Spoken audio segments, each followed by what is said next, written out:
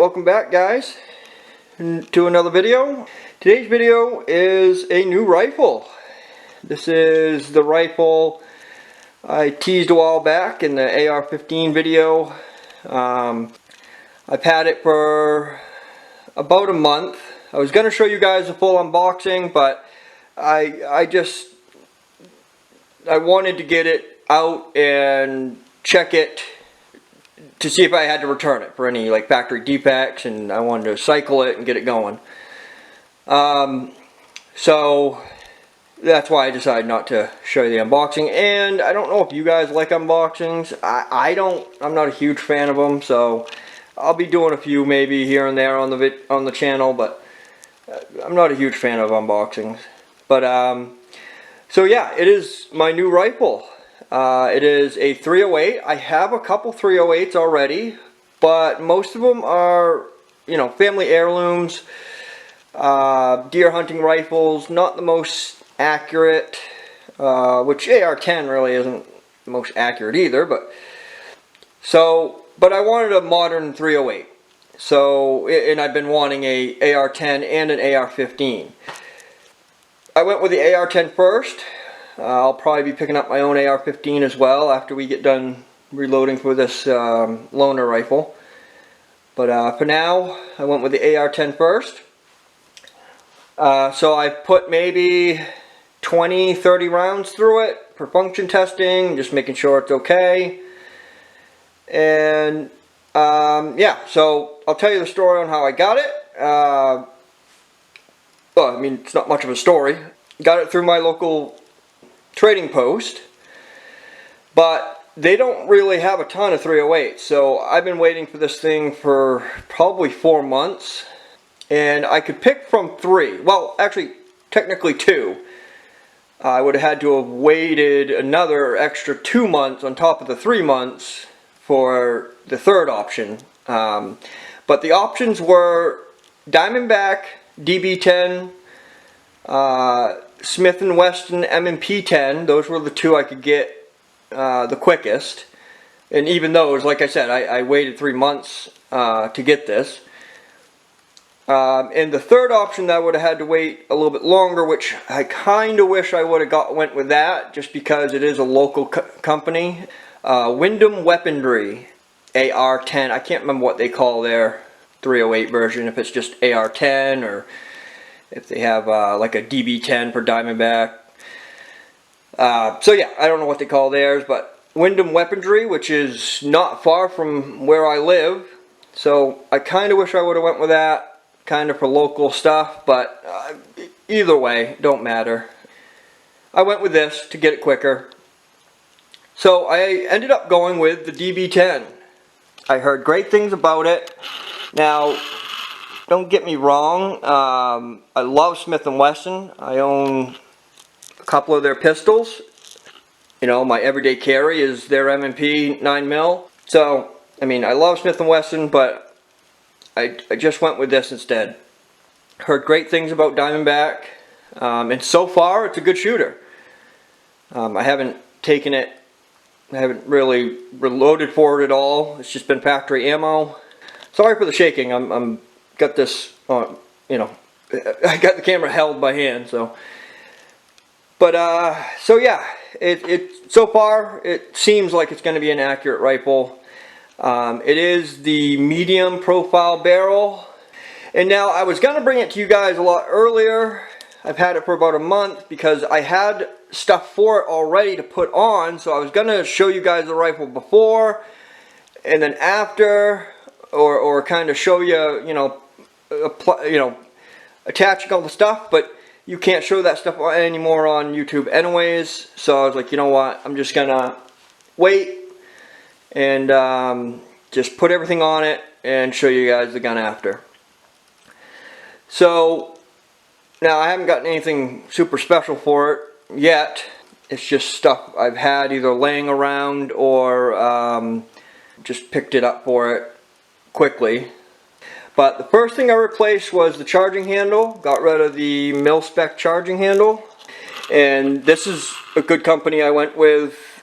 It is a Breek arms, B REEK, and it is the Warhammer. Hold on a sec.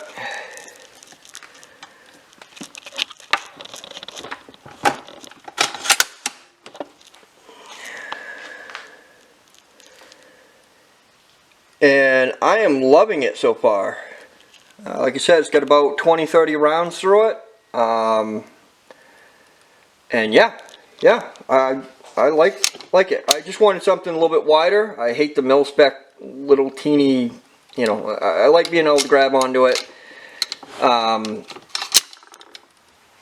You know, be able to grab onto it with either gloves or just easier to handle, easier to charge with. And the next thing I put on it was a AR Stoner muzzle brake. It came with just a, you know, one of the birdcage flash hiders. I know some people hate muzzle brakes, but when it comes to 308, I mean 308 isn't the hardest kicking rifle or caliber, but it's enough so I would like to tame some of it. So I went with the AR Stoner 308 muzzle brake. And then I just picked up a cheap BIPOD. Now, I don't know how I'm going to be shooting this rifle. This is just a xaegis, cheap Amazon BIPOD. So, I'll probably break in a couple days. We'll see. We'll see how long it lasts. I'm probably going to be shooting this mostly from bags anyways, so I might be taking that off. So, yeah, we'll see. But if I want to shoot it from the bench without bags, then I got the BIPOD. Now the gun came with obviously just standard capacity, I think 20 round for 308 magazine. And I bought a magpul 2-position sling. It's the sling that you can change from 1-point sling to 2-point sling like quickly. It has oh, let's see here. I can't. The attachment part to make it 1-point I don't have on it because I took it off. But yeah, it's nice sling though. It's good sling so far. It's a quick adjustment. So it has the loop so you can quickly tighten it to your body or loosen it. And the gun just came with, you know, cheap furniture. Well, I wouldn't say cheap, you know, just standard furniture that every AR10 or AR15s come with. A magpul, I think it's called MOE buttstock, but magpul standard buttstock with a magpul grip. So those are the only 3 things I've purchased: is a charging handle, muzzle brake, and a sling and a cheap BIPOD. And I'll probably be adding to it, or I know I'll be adding to it. Now, I haven't figured out about the optics, what I want to order. I'll be definitely picking up something quality, probably another Arkin. You can't really beat their price. Now, another thing is I don't really know what I want to make this gun to be. If it's going to be just a home rifle, then I'm gonna probably order a red dot. If I'm going to try and treat it as long range, then I'm going to buy a longer range scope. And I guess that all depends on how accurately it shoots. So I have already a cheap but reliable Monstrum scope, 5 to 25 or 4 to 25, let's see here, 6 to 24 by 50. Let's see if you guys can see that. And Monstrum is actually a decent, it's pretty decent. This has lasted me, I've had this one for over 4 years now, and it's still, you know, still very accurate. The reticle, now I had this on my bench rifle for a little bit and I upgraded to that Arkin, and one of the reasons why I upgraded was because the reticle in this one is not the finest reticle. So for pinpoint accuracy and extreme accuracy, it's not the best reticle for it. You know, you to get the best groups you can, on an accurate rifle, you want really thin lines, a real small dot, you know, whatever it is. So that Arken is amazing. It has a little small dot in the middle, and it has thin lines, crosshairs. So yeah, so I upgraded that. And so I think for now, for testing at least, I'm going to put this on there. Let's get you guys in focus. So yeah, we need to see how accurate this gun shoots at first, so I can't just do that with a red dot. I have a cheap little red dot I could put on it, but honestly, if it ends up being an okay accurate gun, I'll probably just make it a you know, a self-defense house rifle.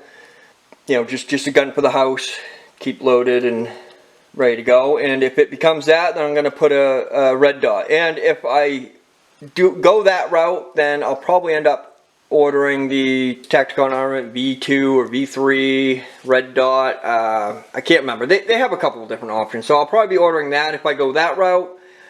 And if I keep it a, you know, like a DMR style rifle, because technically I think that's really what it is DMR. And so far it seems pretty damn accurate, but to test out the accuracy, I'll definitely be putting that on to begin with. And if I keep it more of a long range rifle, then I'll probably order another Arken. You can't beat that. Arken is just such a good bang for your buck, and they have a lifetime warranty anyways, so if it breaks, I'll return it. So yeah, that will be the two routes I go, if depending on what this gun turns out to be.